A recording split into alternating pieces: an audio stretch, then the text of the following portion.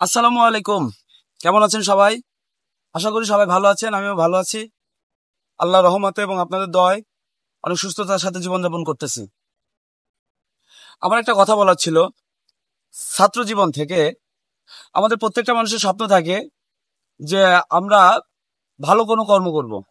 এর জন্য এসএসসি বা ইন্টারমিডিয়েটের পরে গিয়েই আমরা একটা বায়োডাটা বানাই এবং সেই বায়োডাটার দিকে আমরা ফ্যালফাল করে তাকিয়ে থাকি এবং আমাদের ভবিষ্যতের চিন্তা করি, কিন্তু আমরা আদৌ জানি না যে আমরা ভবিষ্যতে কি করব।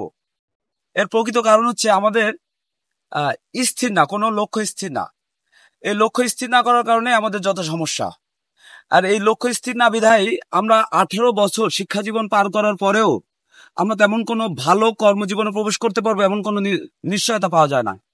এই কারণেই পাওয়া যায় না কারণ তখন চলে আসে যোগ্যতার প্রশ্ন, যে আমাদের কি যোগ্যতা আছে। ছাত্র জীবনে থেকে আমরা অনেক সময় বাবা মাকে বলি যে আমাদেরকে একটা মোবাইল ফোন কিনে দাও, এবং আমাদের বাবা মা তাদের কষ্ট অর্জিত টাকা দিয়ে আমাদেরকে একটা অ্যান্ড্রয়েড ফোন কিনে দেয়, এবং সেটা আমরা এই ইউটিউব এবং এই ফেসবুক এবং আদার্স গেম টেম এগুলো খেলে আমরা সময় নষ্ট করি, কিন্তু বাস্তবে আমরা তার প্রকৃত ব্যবহারটা করি না। আমরা যদি ওই সময় কোনো একটা আউটসোর্সিং কাজ শিখতাম বা কোনো একটা বিষয় নিয়ে কাজ শিখতাম, তাহলে আমাদের জীবনে আরো কিছু এগিয়ে যেত। আমরা 18 বছর শিক্ষা জীবন শেষ করার পরেও আমরা গড়গড় করে ইংরেজি বলতে পারি না, আমরা কোনো স্পিকিং কোর্স করতে পারতাম। স্পোকেন কোর্স এখন ইউটিউব অনলাইনে অনেক সুন্দর সুন্দর কোর্স পাওয়া যায়। 30 দিনে আপনি যদি চেষ্টা করেন, আমার মনে হয় আপনার অনেকখানি কাজে লাগবে, যেটা আপনার 18 বছর ধরে হয় নাই। আমি 18 বছরকে আসলে অসম্মান করতেছি না। 18 বছর অনেক সম্মানের, বাট 18 বছরকে আমরা ইউটিলাইজ করি নাই। এই ইউটিলাইজ না করার কারণে আজকে আমাদের এই পরিস্থিতি। আমরা কম্পিউটারের প্রশিক্ষণ নিই না, আমরা অনেক মেয়ে মানুষ আছে অনেক সেলাই প্রশিক্ষণ নিই না, বা অনেক হাতের কাজ আছে যেগুলোকে আমরা শিখি না। আমরা চাইলে অনেক মেকানিক্যাল কাজ শিখতে পারি, মেকানিক্যাল কাজ শিখে আমরা সেগুলোকে আমাদের জীবনে কাজে লাগাইতে পারি। শুধু যে ফেসবুক ইউটিউবিং করে যে আমরা মাসে মাসে লক্ষ লক্ষ টাকা কামাই করতে পারবো, অ্যান্ড্রয়েড ফোন হাতে আছে, ভিডিও করলাম, ভিডিও ছাড়লাম, তা কিন্তু নয় ভাই। কর্ম এমন একটা জিনিস, আপনি যেটা করবেন সেটাই আপনার সাফল্যের দিকে এগিয়ে নিয়ে যাবে। সাফল্য মানে কর্মকে কন্টিনিউ এগিয়ে নিয়ে যাওয়া। যাই হোক, আমার কথা থাকবে যে শুধুমাত্র পড়াশোনা না, পড়াশোনার পাশাপাশি সবাই কিছু না কিছু করার চেষ্টা করেন। এই কিছু না কিছুই আপনাকে ভবিষ্যতের স্বপ্ন দেখাবে, ভবিষ্যতে কিছু করতে শেখাবে।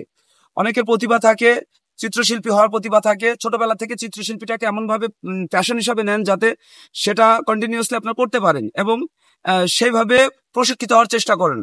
আজকের হুমায়ুন আহমেদ সায়েন্স নিয়ে পড়াশোনা করার পরেও, আমি যতটুকু জানি, রসায়ন বিভাগে পড়াশোনা করার পরে যদি হাতে কলম না নিত, আজকের হুমায়ুন আহমেদ হুমায়ুন আহমেদ হতে পারতো না।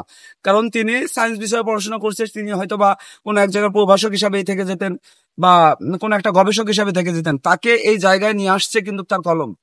সে যদি চিন্তা না করতো যে আমি লিখবো না, তার লেখার প্রতিভা আছে, এর জন্য সে লেখা শুরু করছে এবং জীবনে কিছু না কিছু করে দেখাতে পারছে। এরকম প্রতিটা ব্যক্তি আপনি পাবেন, তাদের ইতিহাস ঘাটলে আপনি পাবেন সে ছিল একটা পর্যায়ে ছিল, এবং সেই পর্যায়ে থেকে তার প্যাশনের কারণে, তার শখের কারণে সে ওই অনেক বিখ্যাত একজন লোক হয়ে গেছে শুধুমাত্র এভাবে।